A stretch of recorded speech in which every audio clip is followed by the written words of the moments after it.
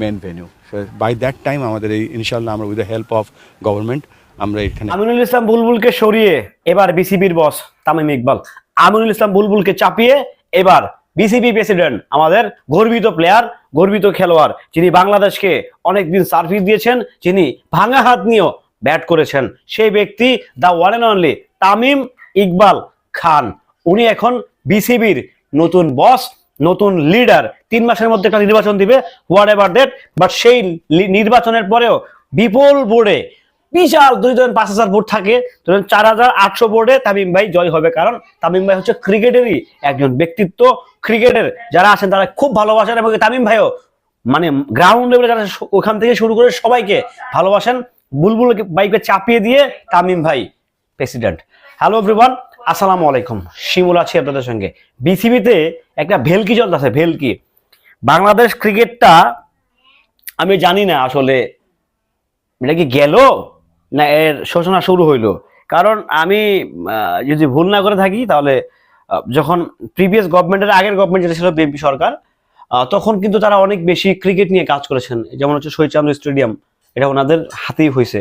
So ওনাদের cricket নিয়ে কিংবা হচ্ছে গেম নিয়ে বেসিক্যালি বাংলাদেশের খেলাধুলা নিয়ে ওনাদের সবচেয়ে বেশি আগ্রহ আছে ছিল।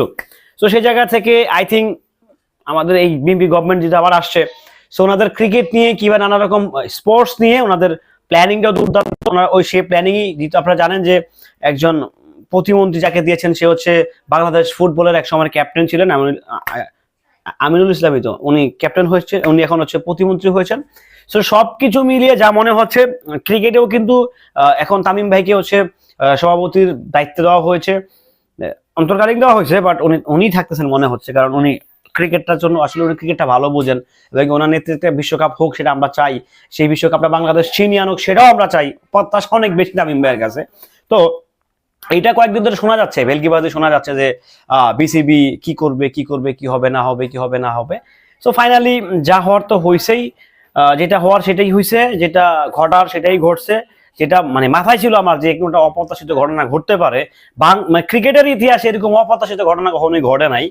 মানে ক্রিকেটের মানে হর্তা লেভেলে যারা বসছেন, আমি আসলে জানি না এটা কেমনে কি আসলে।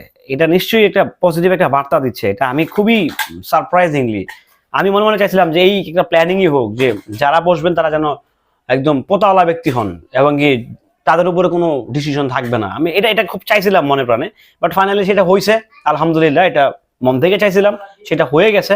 কারণ এখন দেখবেন বাংলাদেশ ক্রিকেটের ডেভেলপটা, এটা অনেক চূড়ান্ত লেভেলে ডেভেলপ হবে। এটা বিশ্বাস করতে পারবেন না, এটা যে কোন লেভেলে যাচ্ছে, কোন দিকে যে যাচ্ছে ডেভেলপটা, এটা জাস্ট কিছুদিন নিউজিল্যান্ড আছে, আরো একটা দেশ আসবে আমাদের স্বাগতিক হয়ে। সো তাদের খেলাধুলা দেখলেই বুঝবেন যে অনেক দূর কিন্তু তারা চলে যাচ্ছে, অনেক দূর যাবে। এই যে তামিম ইকবাল প্রেসিডেন্ট হয়েছে না বিসিবির, বিশ্বাস করেন মানে ঝড়ের গতিতে কাজ হবে, ঝড়ের গতিতে কাজ হবে। মানে এমন কাজ হবে না, কল্পনা করতে পারবেন না, জাস্ট অন্য লেভেলে কাজ হবে। Wait and see. যাই হোক, আমরা অবশ্যই তামিম ভাইয়ের কাছ থেকে অনেক বেশি আশাবাদী। একজন খেলোয়াড়, ক্যাপ্টেন, একজন ভালো মানুষ। সো আমরা তার থেকে অনেক বেশি আশাবাদী। ভালো থাকবেন, সুস্থ থাকবেন। আল্লাহ হাফেজ।